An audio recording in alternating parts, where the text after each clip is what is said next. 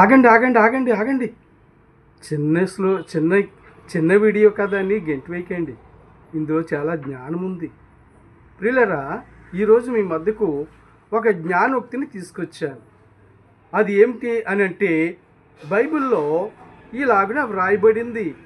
ఏమిటి అని అంటే, సామెతల గ్రంథము 19వ అధ్యాయము 14వ వచనములో ఇలాగ వ్రాయబడింది. ఏమని అంటే, గృహమును విత్తనమును పితరులు ఇచ్చిన స్వాధ్యము, సుబుద్ధి గల భార్య యెహోవా ఇచ్చు దానము అని వ్రాయబడింది. చూసారా ప్రియులారా, నీ పితరులు నీకు గృహాలు ఇవ్వచ్చు, ఆస్తులు ఇవ్వచ్చు, అంతస్తులు ఇవ్వచ్చు, చేలు పంచిపెట్టి ఇవ్వచ్చు, స్థలాలు పంచిపెట్టి ఇవ్వచ్చు. కానీ నీకు భార్య కావాలి అని అంటే ఎవరివ్వాలో తెలుసా? యెహోవా దానంగా ఇవ్వాలి అని చెప్తున్నాడు. కనుక ప్రియులారా, ఈ రోజున మనం చూసినట్లయితే యెహోవా ఇచ్చే వరకు చూడడం కాదండి. ఈమె నాకు నచ్చింది, ఇతడు నాకు నచ్చాడు అని వాళ్ళు ఇష్టపడి మరి పెద్దలను కూడా బాధ పెట్టి వివాహాలు చేసుకుని వారు కూడా సుఖపడలేనటువంటి అనేకమైనటువంటి జంటలను మనం చూస్తుంటున్నాం.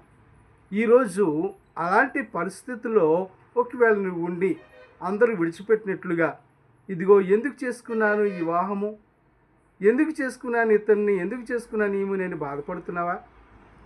నీవు చేసినటువంటి ఆ యొక్క పనికి పశ్చాత్తాపపడి దేవుని సన్నిధిలో పాపాలు ఒప్పుకొని ఆ ప్రభు సన్నిధిలో దేవునిని వేడుకొని పంతాలకి పోకుండా ఒకరినొకరు మరలా కలుసుకొని మాట్లాడుకుని మనసు విప్పి ఒకరినొకరు క్షమించుకుంటే, ఒకరినొకరు అర్థం చేసుకుంటే తిరిగి మరలా మీ కుటుంబాలు కట్టబడతాయని తెలియచేస్తూ ఉంటున్నాను. ఎందుకో తెలుసా? నీకు ఇచ్చినటువంటి వాడు దేవుడు సుబుద్ధి గల భార్య నీకు ఇచ్చాడు. దాన్ని జాగ్రత్తగా చూసుకోవాల్సినటువంటి బాధ్యత నీ మీద ఉంది. రెండవదిగా, పిల్లలు కూడా దేవుడిచ్చినవే. ఎందుకంటే నీవు నీ తండ్రి గర్భాన తల్లి గర్భాన పుడతావని నీకు తెలుసా? తెలియదు కదా.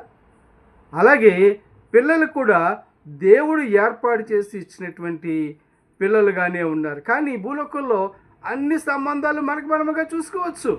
కానీ ఒక భార్య తర్వాత మనకు పుట్టే పిల్లలు దేవుడు అనుగ్రహించేటటువంటివే తప్ప ఆయన ఇచ్చే దానములు అనే విషయాన్ని మనం గుర్తుంచుకోవాలని ఈ వీడియో ద్వారా చిన్న విషయాన్ని చెప్తూ ఈ వీడియోని ముగిస్తా ఉన్నాను.